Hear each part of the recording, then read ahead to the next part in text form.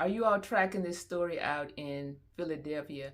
Last weekend, Memorial Day weekend at Fairmount Park, there was a mass shooting. Hold on.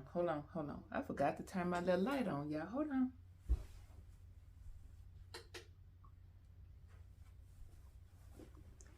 Get a little ambiance. My little glow light back there. Or it's not a glow light. What is that thing? What you put your little incense drops in. So this injuries and unalived, but I didn't see where they found the perpetrators yet. So I don't know if these was teens or adults or who committed this mass shooting. Let's hear from the Philadelphia mayor here. As your mayor, I want to affirm to all of Philadelphia on today that there are no excuses for this. This is a heinous act of violence that was inhumane, no regard for life. We will, in this city of Philadelphia, be unapologetic about making sure that the public health and safety of our city and the people in our city is our #1 priority. When you hear me say no excuses, I don't want anyone to tell me that what occurred in a place and space where families gather on a regular basis to fellowship, people in neighborhoods gather. We will not be held hostage by anyone who decides that they want to get assault-like, war-like weaponry, guns with switches. I hear the law enforcement officials, our police department, they're listening to video and they're listening to the shots being fired, and it's clear, that it's not a handgun. We talk a lot about controlling the flow of illegal handguns, across the nation, in the Commonwealth, and in our city. But this was war-time ammunition that was just opened on Philadelphians and those who are here in our city. I want you to know that I am unapologetic about publicly affirming that we will work with every federal and state partner that is necessary to ensure that those who are responsible are held accountable for their actions. Absolutely horrific for people not to be free to go out in their community and have fellowship and just gather. The weapons supposedly had switches attached to them, altered the handgun, so that they would fire off like an assault weapon. There was another video I heard a lady make on TikTok, and she's saying people using the term hats and switches. And they're talking about piling up bodies. I guess that's the reference of the hats. How many bodies they can accumulate and unalive. And this is the going thing to prove that you're popular, you're in the in crowd, and you're proving your worth. We should be celebrating life. That's what people constantly talking about. I want to do this with my life, and I want to achieve this with my life. Then be underway with that. Be in connection with people who are actually doing something with their life, and connect that way, and stop connecting to the negativity. There's so much negativity. You don't have to look for that. It will find you. Talking to the young people. I care about you. I care about young people. I care about people. But our young generation, we seem to be losing them.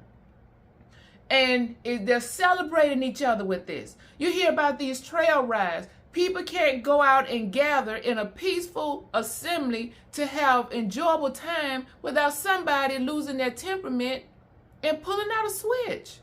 That seems to be the thing right now. The switches. The guns are not gone either, but a switch. The next story is where the young people should be headed. I'm not saying that is who perpetrated this crime out in Philadelphia. But if it was young people, this is the direction you should be headed. He walked right off the graduation stage and clocked in to his shift at Burger King, still wearing his graduation medals, working the drive-thru. This is Mikhail Baker, and he had just finished graduation when he saw that the Burger King restaurant he works at was really backed up. So he went behind the counter and jumped in to lend a hand. That's when Mom Maria Mendoza went through for a Whopper and saw him working the drive-thru, still wearing those graduation medals. She says he was kind and polite, had a huge smile on his face, and she wanted to honor him. So she posted the video online, sharing his story and how impressed with him she was. She wanted to raise money for a scholarship for Mikhail. And man, did the community come through. Maria raised $6,000 for him and went right back to that same Burger King to deliver the good news. She met Mikhail and his mom and says they were both just in tears. And she was in tears, thinking about what an incredible community came together to support this amazing kid. It's actually Maria's birthday today, and she says her biggest birthday blessing is knowing that the community showed up to recognize such an amazing young man. Congratulations on your graduation, Mikhail. I know you have a very bright future ahead of you. Congratulations to Mikhail. That is something honorable and commendable, and I wish him well in his future endeavors. That is what the young people should be doing. Now, it would have been right for him to just go and celebrate his graduation. He just graduated, still wearing his medals. Instead, he saw that the line was backed up and jumped in and said, I'm going to work. He didn't have that to do.